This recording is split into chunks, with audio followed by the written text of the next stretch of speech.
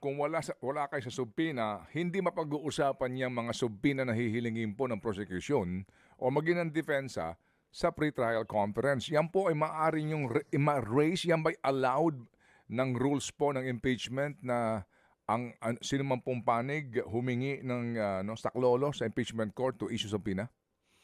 If you will recall, Manong Ted, the exception pagdating sa documents at saka sa object, no, is if they are not yet within the knowledge of the parties or they are not yet available. So tingin ko naman pasok siya sa exception, so pwedeng erase yan during the trial.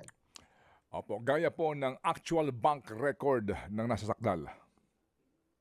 Well, I cannot comment on that yet, no? We have entered the preliminary stage of our Yes, ma'am. of our trial, but nevertheless, we have shared already the rules.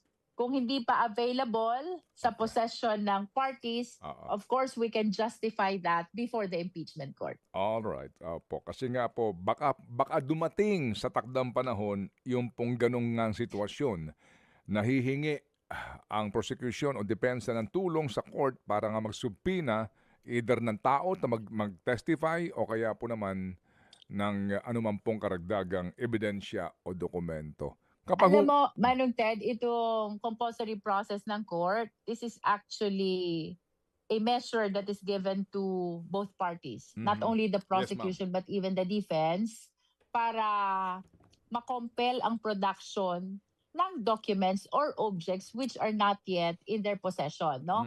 Which means that if right now, hindi hawak ng parties yung evidence na kailangan nila, of course, they can resort to the power of the impeachment court to issue this compulsory process. Ito yung sinasabi mong subpoena duces tecum para sa dokumento at para naman sa testigo, subpoena ad testificandum. And this will happen during the trial. Yes, ma'am.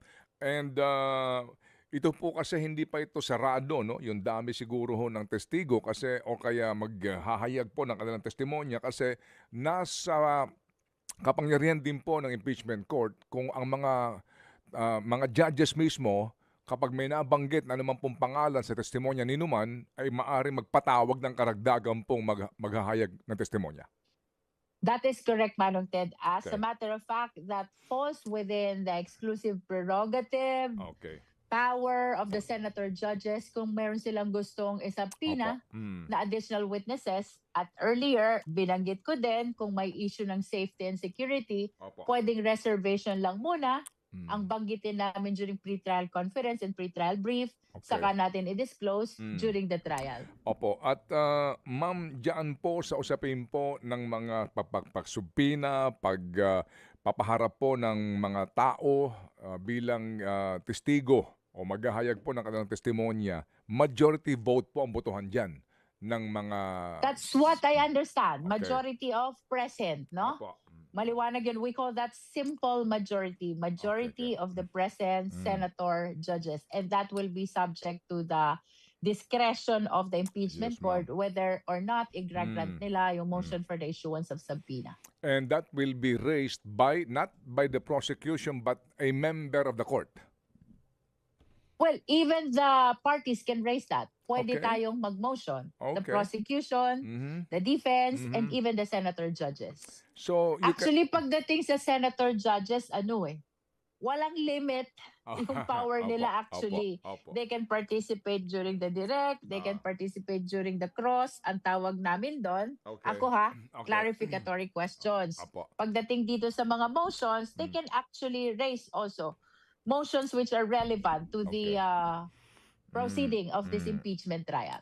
Mga kapatid, patuloy po kayong tumutok sa 105.9 True FM para sa totoong balita, impormasyon, music, and entertainment. Mag-subscribe sa aming YouTube channel at podcast at sundan nyo kami sa Facebook, Instagram, X at TikTok sa True Network PH. Bisitahin din po ang aming official website, truefm.ph. At panoorin din kami sa True TV Signal, Channel 19. Kami po ang 105.9 True FM. Laging true sa'yo, kapatid.